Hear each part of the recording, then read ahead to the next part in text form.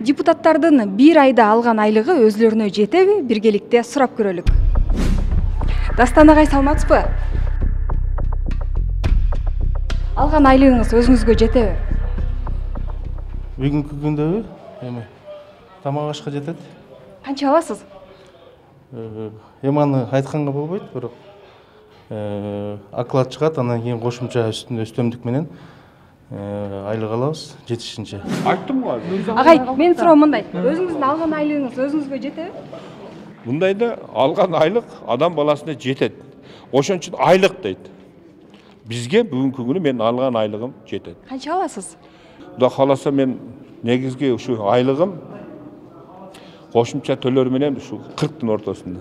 Жетет. Жетет эми. Бирок жетет дешим керек да. Бирок жетпейт. Бирок жетет. Бирок десең дагы жетет. Бизге болбойт эми айлык аз же айлыгыбыз төмөн деп айткан бизге уят. Агай, айлыгыңыз өзүңүзгө жетеби ошол эле? Айлыгымбы? Чынын айтканда бүгүнкү күндү талабын эске алганда толук кандуу жетпейт.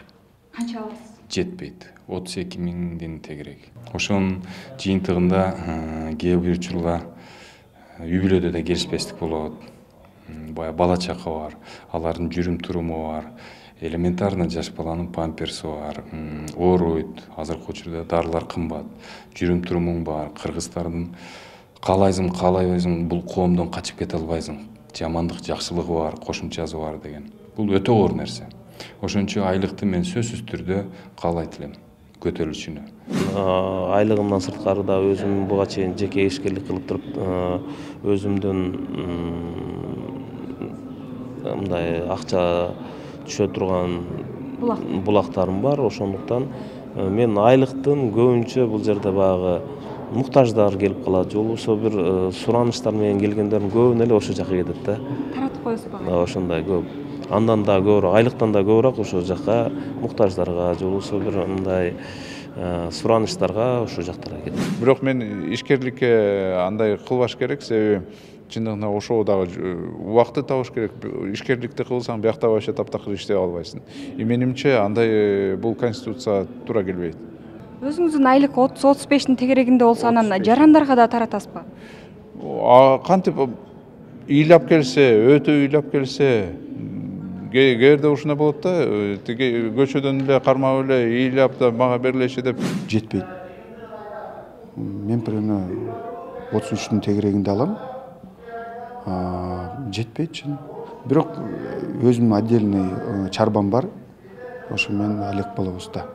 Бардыгы айыл чарба. Ошонун үчүн жетпейби? Бирок балдардын окуусу бар да. Анан кийим, анан азык түлүктү аласың. Тияк багана жетишпейт чын. Агай, саламатсызбы? Саламатсызбы. Биздин сурообуз мындай болуп атат. Айлыгыңыз өзүңүзгө жетеби? Эми айлыгым жетет. Мен да пенсия алам да. Пенсиям менен кошуп келгенде жетет. Айлыгым бар, пенсия алам. Айлыгыңыз канча? Акыркы эмеде 41 миң алдым да. Демек пенсия менен жетет. Же пенсияда кошулат да, ошо пенсия менен кошо жетет баарына. Оклад 25 миң сом. Андан сырткары бул баягы иш стаж ага өзүнчө кошулат. Анан кийин чин, атайын чин ага кошулат. Анан баягы секреттик кагаздар менен иштеген ага кошулат. Анан бардыгы биригип ушу 40 миңдин айланасында.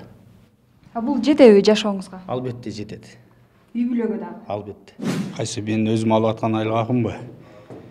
Эми чын-чынына келгенде, мына бүгүн көрүп атасыздар, эми биз мындай бул жерде мына мен өзүмдү жеке айтсам,